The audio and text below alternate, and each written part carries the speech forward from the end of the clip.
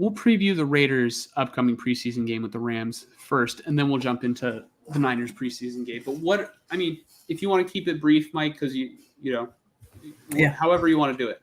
But talk about what you're looking for. Well, I actually just did this right now. I looked at what I have for the roster for the Raiders, and I put check marks next to every player that was not, well, they were suited up, but players who did not play in the preseason game against the Niners. There were 28 of them, and this includes Josh Jacobs, so, but still. Jimmy Garoppolo, Brian Hoyer, Josh Jacobs, Brandon Bolden, Jacob Johnson, Devontae Adams, Jacoby Myers, Hunter Renfrow, DeAndre Carter, Austin Hooper, Michael Mayer, Jesper Horsted, Colton Miller, Andre James, Max Crosby, Bilal Nichols, Jerry Tillery, Chandler Jones, Tyree Wilson also injured, but now he's back, Robert Spillane, Divine Diablo, Marcus Peters, Nate Hobbs. I might have saw Trevon Merrick for the first drive on defense, but I could be wrong. But let's just say he didn't play. Marcus Epps. These guys don't count, but, Daniel Carlson, AJ Cole, Jacob Bobenmeyer, or Bobenmoyer, however you say it. No, the movie's called Oppenheimer.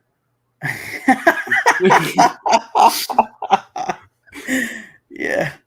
Great fucking movie, by the way. Oh, my God. But those 28 names that I just named, other than maybe Brian Hoyer and Brandon Bolden, I consider them to be locks to make this team. And then you add in other draft picks who played. So Aiden O'Connell, this is last year's draft, but Zamir White, he's a lock to make the team. I think Amir Abdullah might be a lock to make the team. Trey Tucker, Dylan Parham, he played, but he's a starter, right? Jermaine Illuminor and Thayer Mumford, I think they're both locks to make this team.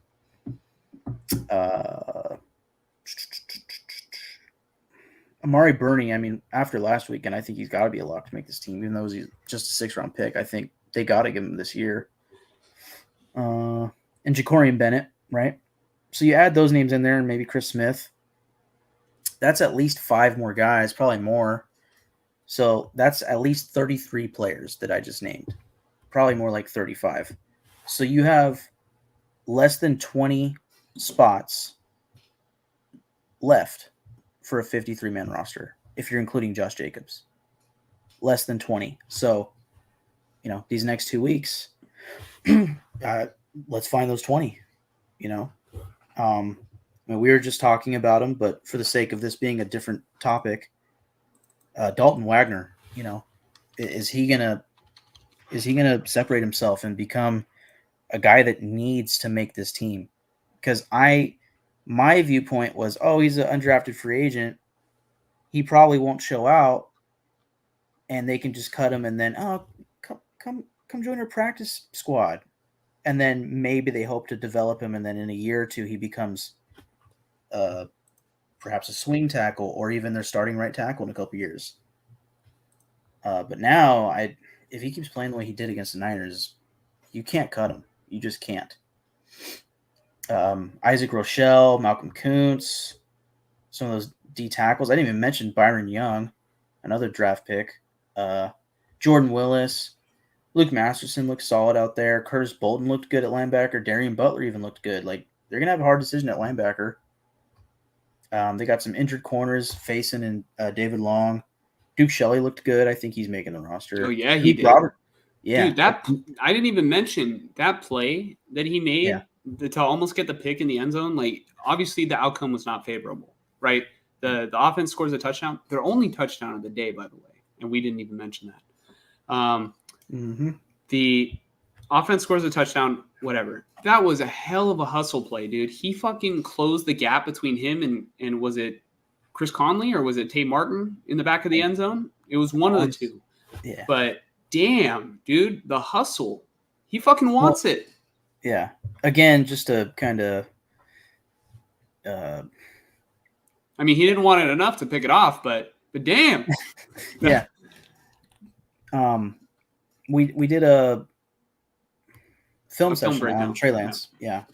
And when you watch that play, you could see it's a heads up play because I'm pretty sure he's in zone, and he's on the other side of the field. He's yelling at I think it was Roderick Teamer, like, "Hey, pick him up. He's coming, and he's going to be wide open if you don't." And you could see him like making a hand motion like this, and then finally he sees Trey Lance is like loading up to throw. He's like, he runs over there, and I would say that you need in the secondary, especially like you're going against Patrick Mahomes, you're going against Russell Wilson. These guys like to throw the ball deep, right? Yeah. They like to take shots.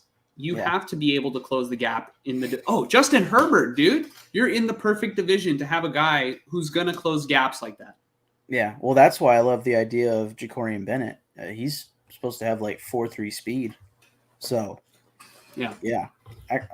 Actually, this is something I didn't get to say for the Rams joint practice today, but apparently, actually, today at joint practice, it was Duke Shelley playing with the starters at corner alongside Marcus Peters and Nate Hobbs instead of Jacorian Bennett, who had recently been usually the starter. So I think I think he earned it.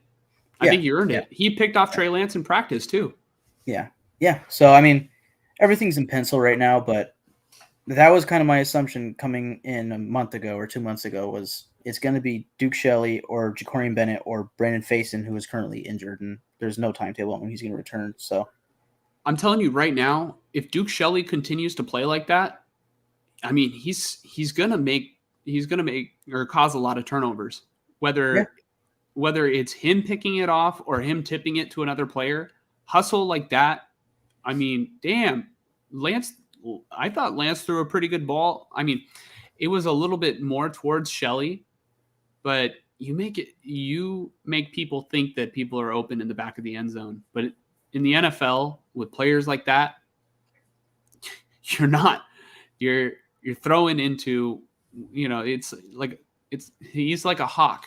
You know what I mean? A ball hawk. Yeah. I would like to think that. At least on that play, he was. And it sounds like in the training camp versus the Niners, the joint practice, sounds like he was. So yeah. I mean, he was one of my favorite free agent signings this year, based off of what I had heard and seen from him and statistically and everything. So my main thing to look for, other than just as a fan of the Raiders, like looking for the backups and trying to see like who deserves to be on this team. Those 20 guys that we're looking for, right? But the Chargers played the Rams last week in preseason week 1, and they ran for like north of 200 yards on this fucking team. So I'm curious to see how the running backs do for the Raiders next week. Mm-hmm. And also, just to keep it on the running backs, I mean, they have Damian Williams. He played a little bit versus the Niners and actually had the longest run for the Raiders. But Britton Brown, I don't even think he played. He's a former 7th-round pick for this team last year. McDaniels and Ziegler's first year in the draft for this team. I don't know what's going on with Britton Brown. I don't know if he's injured or if he's just getting phased out. And it's like, well, we'd rather see, some of the Sincere McCormick, number 47, who scored 2 touchdowns last week. So, I said that Brandon Bolden didn't play, and that might mean that he's a lock to make this team. But similar to Brian Hoyer, it's like they're pretty old for their position. Like maybe you had him last season and then you have him this offseason or this training camp, and it's like, hey, help teach up the young guys. Help teach Zamir White and Amir Abdullah how to run this offense. And then once training camp ends and it's time to cut to 53, it's like, we'd rather keep McCormick over Bolden, And it could be Josh Jacobs, Zamir White, Abdullah, and McCormick at running back, or even Damian Williams, Mm-hmm. And of course, that's barring Josh Jacobs plays and gets signed and all that. But yeah, that's just something I'm looking for this weekend.